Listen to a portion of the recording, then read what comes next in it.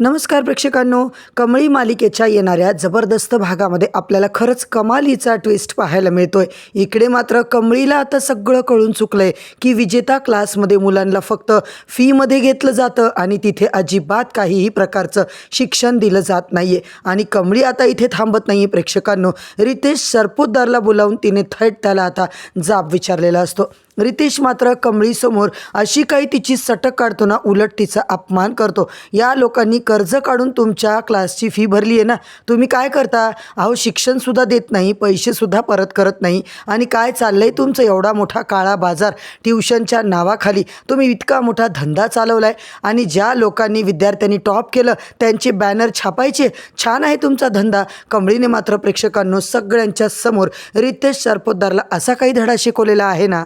त्यानंतर मात्र मालिकेमध्ये खूप मोठा टर्न ट्विस्ट येताना आपण पाहतोय। होय प्रेक्षकांनो, रितेशने कमळीसोबत आता लिटरली तिच्यासोबत जबरदस्ती करायचा प्रयत्न केलाय आणि त्याच वेळेस आपली अन्नपूर्णा आजी मात्र रणरागिणी बनत प्रेक्षकांनो कमळीला वाचवायला आलेली असते। इकडे मात्र माझा विद्यार्थी असून तू इतक्या खालच्या थराला जाऊन अशी कामं करणारेस का रितेश? अन्नपूर्णा आजीने सरळ आता रितेश सरपोतदारला प्रश्न विचारलेला असतो। होय प्रेक्षकांनो, कमळी आता काय बोलत असते काय नाही सगळं त्यांनी ऐकून घेतलंय। रितेश सरपोतदारला असं वाटतं एवढीशी भिकारडी पोरगी, हिने मला जेलमध्ये टाकायची धमकी दिली, हिने मला जेलमध्ये टाकलंय, इकडे मात्र मी तिला अजिबात आता सोडणार नाहीये। होय प्रेक्षकांनो, कारण अन्नपूर्णा आजीला आत्तापर्यंत रितेश सरपोतदारचा खरा चेहरा अजिबात माहिती नाहीये। अन्नपूर्णा आजी खूप त्याच्यावर आता माझी विद्यार्थी म्हणून प्रेम करत असतात, त्याला खूप आता सन्मान देत असतात, परंतु रितेश सरपोतदारचा काळा चेहरा जो काही आहे तो मात्र कमळीने प्रेक्षकांनो अन्नपूर्णा आजीच्या समोर आणलेला असतो। कितीतरी पोरांचं, गरिबांचं, त्या मुलांचं आयुष्य कसं या सरपोतदारने बर्बाद केलंय हे सगळं प्रेक्षकांनो अन्नपूर्णा आजीच्या समोर आलंय। खरंच आजचा भाग इतका जबरदस्त दाखवलाय ना, शेवटपर्यंत नक्की बघा। चॅनलवरती नवीन असाल तर चॅनलला सबस्क्राईब करा, व्हिडिओला लाईक करा। इकडे मात्र राजन अन्नपूर्णा आजीचं बोलणं चालू असतं। राजन मात्र म्हणतो, आई कमळीचं ज्या बॅनरवर फोटो आहे तो रितेश सरपोतदार विजेता क्लासवाला तुझाच आता विद्यार्थी आहे ना? अन्नपूर्णा म्हणते, हो रे, खूप छान माणुसकी जपणारा अतिशय चांगल्या मनाचा माणूस आहे। आत्तापर्यंत त्याने कितीतरी गरीब पोरांना शिकवलंय आणि त्या रितेश सरपोतदारचं प्रेक्षकांनो जबरदस्त इम्प्रेशन अन्नपूर्णा आजीच्या मनात असतं।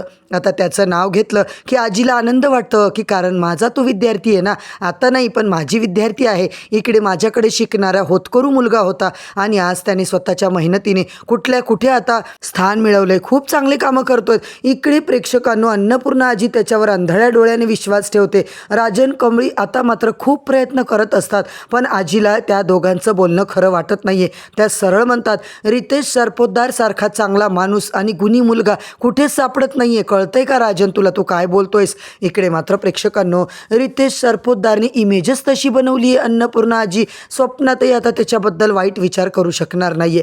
अन्नपूर्णा आजी त्यांच्या समोर आता इतका तो चांगला वागत असतो ना, आणि अन्नपूर्णा आजी मात्र आता रितेशचं जेव्हा खरं रूप बघतील तेव्हा मात्र त्यांना 440 वोल्टचा धक्का बसणार आहे। इकडे मात्र रितेशला आता जेलमध्ये टाकले म्हटल्याच्या नंतर मुलांचे आयुष्य बर्बाद करतो, फक्त पैसा कमवतो। त्यांनी आता ट्युशनच्या नावाखाली शिक्षणाचा बिझनेस चालू केलाय। अन्नपूर्णा आजी कमळीवर खूप चिडतात, कमळे तुला कळत नाहीये का? अजिबात मला तुझा वागणं आवडलेलं नाहीये। रितेश सरपोतदारवर जी केस केली आहे ना ती तुला मागे घ्यावीच लागणार आहे। अगं तो किती होतकरू मुलगा आहे, चांगला मुलगा आहे कमळी, आणि तू तुझी जिद्द पूर्ण करण्यासाठी त्याला खाली दाखवण्यासाठी एवढं मोठं घाणेरडं कारस्थान रचलं। अगं कमळी, मला माहिती आहे तू त्याच्याकडे ट्युशन लावली नाही, अगं पण इतकं मोठं त्याच्यावर पोलीस केस वगैरे करायची काय गरज होती? माझ्यासारख्या अनेक मुलांचे आयुष्य त्यांनी बर्बाद केलं आजी, तुम्हाला माहीत नाही आहे। अन्नपूर्णा आजी म्हणतात, अगं तुझं करिअर कुठं खराब झालं आहे? एक फोटो साधा त्याने लावला आहे ना, मग तू माफी वगैरे मग त्याने मागितली झालं, पण त्याला जेलमध्ये वगैरे टाकायची काय गरज आहे बाळा?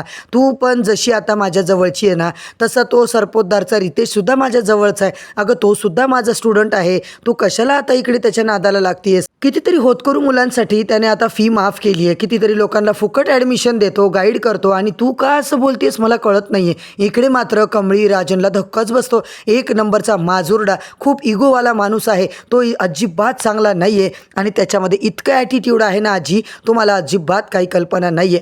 अन्नपूर्णा आजी मात्र म्हणतात, कमळी तू काही जरी सांगितलं ना मी तुझ्यावर विश्वास ठेवणार नाहीये। कमळी मात्र म्हणते, आजी तुम्ही आता एका जागेवर मला येऊन भेटा, तुम्हाला मी प्रूफ दाखवतो आणि मगच तुम्ही आता मला बोला. इकडे मी तुम्हाला किती जरी समजवलं ना तरी तुम्हाला ऐकायचं नाही आहे, तुम्ही ऐकून घेण्याच्या मनस्थितीमध्येच नाही आहात. त्यांनी मला कसं आता फोन लावून टॉर्चर करण्याचा प्रयत्न केला आहे ना ते सुद्धा मी तुम्हाला दाखवते. अन्नपूर्णा आजींना खूप नवल वाटतं. आजी आणि कमळीची मात्र चांगलीच आता इकडे प्रेक्षकांनो वादावादी चालू असते. कमळी मात्र आता ठरवते काय तो रितेश सरपोतदार आहे ना अन्नपूर्णा आजीला आता समोरासमोर दाखवायचं. आणि तिने मात्र प्रेक्षकांनो रितेश सरपोतदारचा तिला फोन आलाय आणि त्याला भेटण्यासाठी कमळीने होकार दिलाय. हो सर, मला तुम्हाला भेटायचंय. आणि आता कमळीने मात्र प्लॅन केलाय या रितेश सरपोतदारला जेलची हवा खाऊ घालायची. काही झालं तरी त्याला जेलमध्ये आता टाकायचं. त्याने जे काही त्याचं खूप चांगलं इम्प्रेशन आता समाजात बनवलंय ना ते मात्र आपण सगळ्यांच्या समोर आणायचे. त्याचं खरं रूप आता समाजाच्या समोर आणायचे. तो कसा बदमाश आहे, गरीब लोकांना त्यांच्या आयुष्यासोबत कसा खेळतो, त्यांना कसं फसवतो. तेव्हा मात्र कमळीने ठरवलंय अन्नपूर्णा आजीला त्याचा खरा चेहरा आता दाखवायचा. कमळीने जबरदस्त प्लॅन केलेला असतो प्रेक्षकांनो. ऋषी साहेबा सगळे तिच्या मदतीला आलेले असतात. काही करून त्या सरपोतदारचा आज तर पर्दाफाश करायचा हे मात्र आता कमळीने, ऋषीने आणि साहेबाने ठरवलेलं असतं. साहेबा तर सगळ्या खबरी आणून आता कमळीला देत असतो. इकडे मात्र प्रेक्षकांनो रितेश सरपोतदारला कमळी डायरेक्ट फोन करते, तुम्हाला कुठे बोलवायचे मला बोलवा, कारण मी एक स्टुडंट आहे ना आणि तुम्ही टीचर आहात, मग तुम्ही आपल्या विद्यार्थ्यासोबत आता काही वाईट करणार नाही हे मला माहिती आहे आणि तुम्ही या ठिकाणी या. तेव्हा रितेश सरपोतदार म्हणतो, तू एकटीने यायचं, मला भेटायचं आहे, मला खूप महत्त्वाचं तुझ्याशी बोलायचं आहे कमळे. असं म्हणून प्रेक्षकांनो इकडे मात्र कमळीने आता होकार दिलाय आणि मी एकटी येते, मी काही कुणाला घाबरत नाही, मी सुद्धा कोल्हापूरची लेक आहे, मी सुद्धा सत्याच्या बाजूने चालणारी आहे. महाराजांची शिकवणच आहे की फक्त सत्य आणि सत्य. तुमच्यासारख्या लबाड लोकांच्या नादाला आम्ही लागत नाही. पण चला आज मात्र तुम्हाला आता भेटायचे. इकडे मात्र प्रेक्षकांनो आपण पाहतोय कमळीने सगळी सेटिंग लावलेली असते. कमळीला असं वाटतंय की आपल्याला एवढा आता तो मानपान देतोय, खुर्चीवर मानाने बसायला सांगतोय. कमळीला मात्र माहिती आहे की हा एक नंबरचा बदमाश माणूस आहे. कमळीने सगळी सेटिंग आधीच लावलेली असते प्रेक्षकांनो. इकडे साहिबा, ऋषी सगळी त्यांची टीम, निंगी, बंड्या सगळे असतात प्रेक्षकांनो. कमळी त्याला भेटायला गेली त्यावेळेला मात्र आता रितेशने त्याचा गेम मात्र चालू केलाय. खूप सारं कमळीला खायला प्यायला तिची खातिरदारी करायचा प्रयत्न करायच्या नादाने तिला मात्र आता त्या ज्यूसमध्ये काहीतरी टाकून देण्याचा प्रेक्षकांनो त्याने प्रयत्न केलाय. रितेश आता इकडे कमळीला नको ते बोलत असतो की तू मला नकार दिला होता पण मला नकार दिलेला आवडत नाहीये, मी जे खायला प्यायला दिलंय ते तर तुला खावंच लागणार आहे. इकडे कमळीला जोरदार डाऊट आलेला असतो प्रेक्षकांनो. तिला मात्र माहिती आहे की नक्की हा साधासुद्धा माणूस नाहीये, नक्कीच याने खाण्यामधून काहीतरी आता मला देऊन मला बेशुद्ध करून काहीतरी विचित्र करण्याचा प्रयत्न तर आता तो करणारच आहे. कमळी मात्र आता नाटक करत असते प्रेक्षकांनो, खाण्यापिण्याचं नाटक करते आणि इकडे मात्र रितेश सरपोतदार खरं आता त्याची लायकी दाखवतो. बाहेरून साहेबा, ऋषी सगळं व्हिडिओ कॅप्चर करत असतात, सगळे फोटो आता तिकडे काढत असतात. पण रितेशचा डाव तोच आहे की कमळी बेशुद्ध झाली की मग त्यानंतर कमळीचे आपल्यासोबतचे विचित्र फोटो आता काढून सोशल मीडियावर व्हायरल करायचे आणि कमळीला बदनाम करायचं की कमळीनेच आता तिचं सगळं सर्वस्व मला दिलंय आणि आमच्या ट्युशनमध्ये ॲडमिशन घेऊन ती विद्यापीठात पहिली आली. होय प्रेक्षकांनो, इतका घाणेरडा डाव त्या रितेश सरपोतदारचा असतो. परंतु आपली कमळी काही कमी नाहीये. कमळीने जबरदस्त अशी तयारी करूनच ती आलेली असते.